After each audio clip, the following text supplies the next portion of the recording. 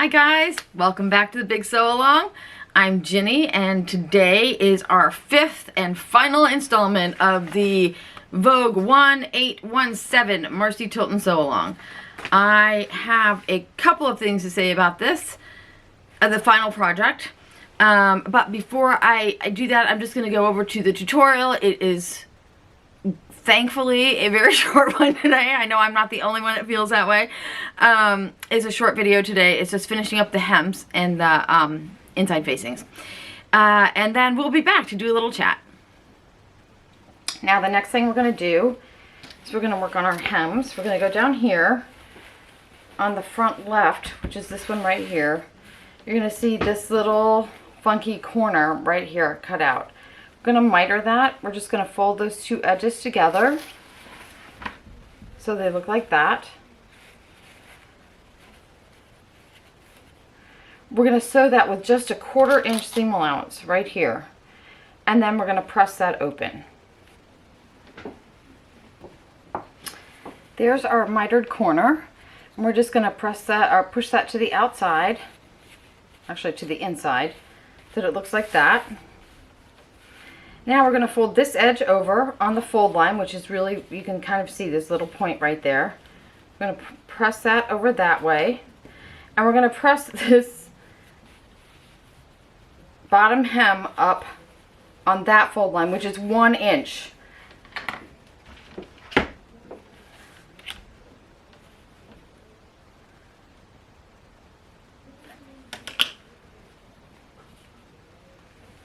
I'm actually going to have to redo this because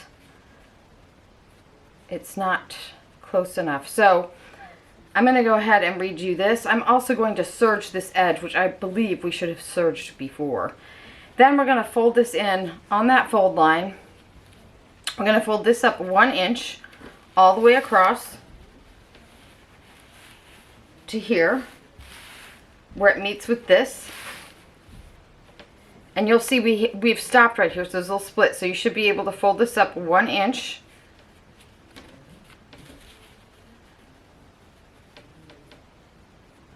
And it'll look like that.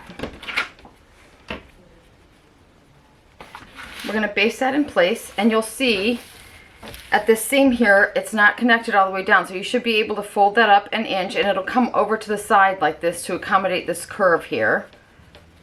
You should be able to get 1 inch all the way across. And then we're going to do the same thing over here. And this fold line is also 1 inch. So you'll fold this up like this, 1 inch all the way up, and all the way across to this front edge. And you'll see again where it stops, where it's attached to the front, to the, I think that's the right front. You're going to stop there. So it's from here all the way around here, here, and then this way all the way around to this corner, which we're going to serge and fold over. Now when we go to fold up these curved edges, you're going to find, I left one undone over here, this edge. You're going to find that when you go to fold it up, you're going to get a lot of funkiness because this outer edge is narrower than the place where you're putting it, right? So I found it easiest to run just 1 row of basting stitches right along the edge of my serging, and then just grab one end of one of the threads and pull it up just like you would to make a gather or a ruffle. Just pull it up a little bit,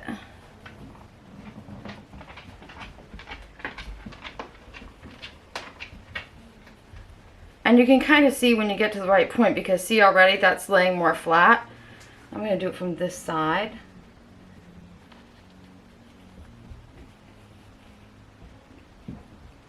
You'll be able to tell because it's going to just start curving right into where you want it to be. So now when I go to press that, it's going to lay a lot flatter. And I did that on all the curved edges. So that's our back hem finished. And then there's the front hem finished. And I'm pretty happy with the way that looks. So this is what we look like so far. See the collar there?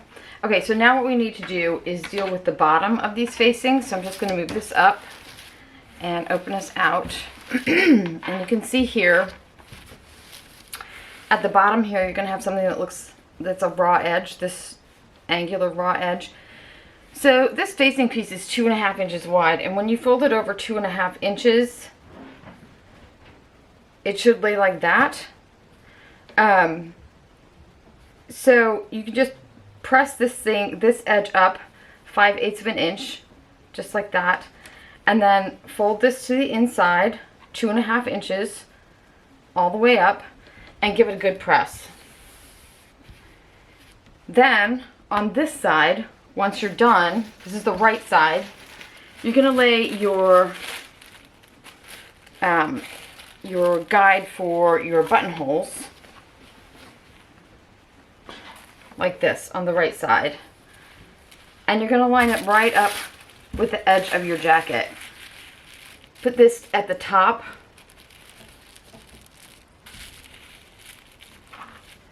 and it should line up pretty well actually, and you can just use that to mark your buttonholes. Now there's also a buttonhole in this collar piece, so you're going to want to go back in and mark that as well,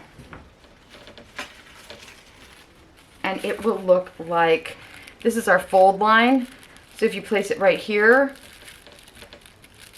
that should give you a pretty good idea of where that buttonhole goes.